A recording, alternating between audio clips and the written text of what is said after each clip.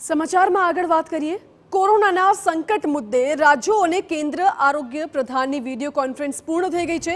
કેન્દ્રીય આરોગ્ય પ્રધાન મનસુખ માંડવિયાએ રાજ્યોના આરોગ્ય પ્રધાનો સાથે આ અંગે બેઠક કરી હતી। કેન્દ્ર તરફથી દરેક રાજ્યને તમામ મદદની ખાતરી આપવામાં આવી છે। સ્વાસ્થ્ય એ કોઈ રાજકારણનું ક્ષેત્ર નથી, દરેક માટે સહાય ઉપલબ્ધ છે તેવું મનસુખ માંડવિયાએ કહ્યું છે। આપણી સજ્જતામાં કોઈ જ શિથિલતા ન હોવી જોઈએ તેવું પણ કહ્યું છે। દરેક હોસ્પિટલમાં દર 3 મહિને મોક ડ્રિલ કરવા સૂચના આપવામાં આવી છે।